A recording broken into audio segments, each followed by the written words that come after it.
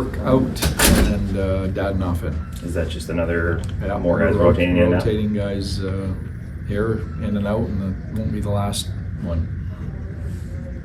What has the fourth line done? The guys Beck, Steele, along with Blackwell. What have they done to make it such a hard decision for you to keep them in the lineup? Well, yeah, I mean, I would put, there's Blackwell, Steele, Borky,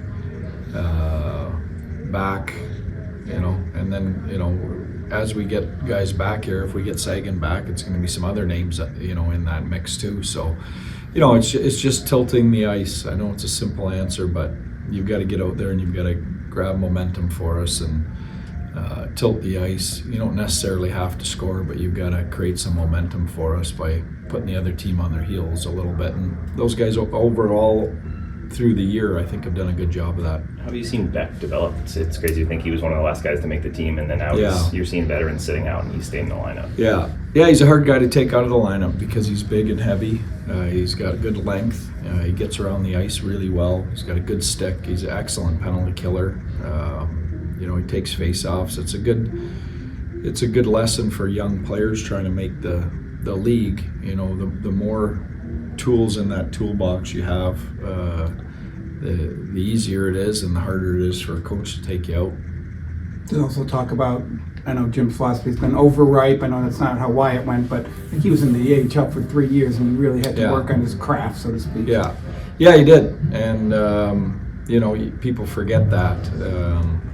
And he rode that journey of the highs and lows. I mean, there was times, I'm sure, during that period where he never thought he'd be an NHL player, but he kept working at it and kept, adding layers to his game and detail to his game, and he's a really effective NHL player now. Now that some of the emotion of Thursday night is gone, you've had a chance to look at the tape and the analytics, what are your feelings about your team coming into this one? Just response. I think we've got an honest group. I think we know that game wasn't to the standards we need to play at, and I think in general over the last 2 weeks our standards slipped a little bit, and we've got to get it back. As you think about the stretch run here, how do you balance maybe taking guys who are underperforming out of the lineup versus maybe giving a veteran, older player an extra day of rest? Yeah. I'm not really thinking about rest right now.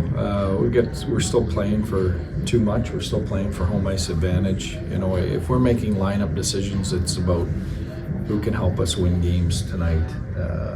The best chance to win. We might get to a point where we start considering resting veteran guys, but we're not there yet.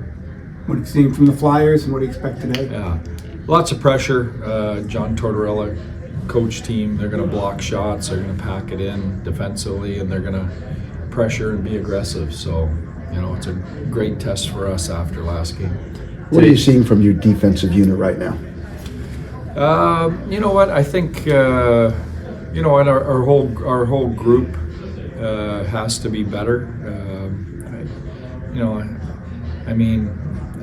We defend as a 5-man unit. It's not just our defensive player. It's just not our defensemen. So I think our defensive game, has lost a little bit of detail. That's forwards and defensemen. Today's Kids Day.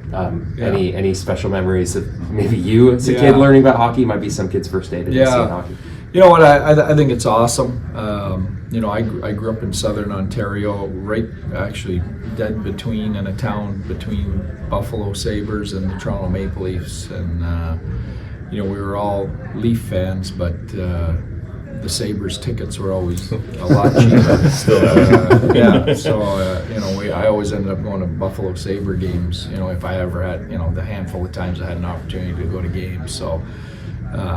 But you have memories of how special that is for a young hockey player, or to go to and see an NHL game live. It's really special. So great day. Okay, thanks. Thanks, Pete.